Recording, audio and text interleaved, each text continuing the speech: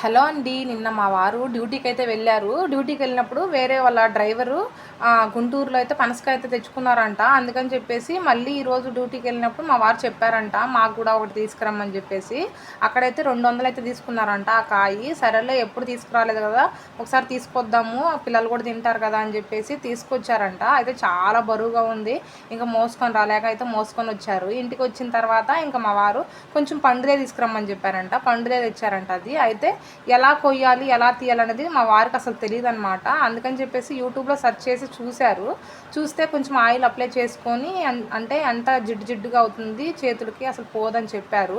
అందుకని చెప్పేసి ఇంకా ఫోన్లో చూసి మా వారు ఇంకా ఆయిల్ అప్లై చేసుకుంటూ కట్ చేయడం అయితే ఈజీగానే కట్ చేశారు. కానీ అది మొత్తం తీసిన తర్వాత లోపలన్నీ అది మొత్తం తీయాలి కదా, ఫ్రూట్ అనేది మొత్తం తీసేసరికి దాదాపు 2 గంటల టైం అయితే పట్టింది. కానీ తినడానికి ఏంటంటే పండుగ ఏం లేదు, ఎర్రగా ఏం లేదు, కొంచెం తెల్లగా పచ్చిగానే ఉంది. అంటే 2-3 రోజుల తర్వాత కొంచెం బాగుంటుందేమో అనిపించింది. మేము ఇంకా ఒక డబ్బాలో అయితే వేసి పెట్టేశాము, అయ్యే పండు మాగుతాయని చెప్పేసి. అలాగే టేస్ట్ కూడా తీయగానే ఉంది, కానీ అయితే పండు అయితే చాలా టేస్టీగా ఉండిద్ది. ఇంకా గింజలు కూడా వేయించుకొని తింటే సూపర్గా ఉంటాయి. అలాగే మీలో ఎంతమందికి పనసపండు ఇష్టమో కామెంట్ సెక్షన్లో కామెంట్ చేయండి. అలాగే ప్లీజ్ లైక్ చేయండి.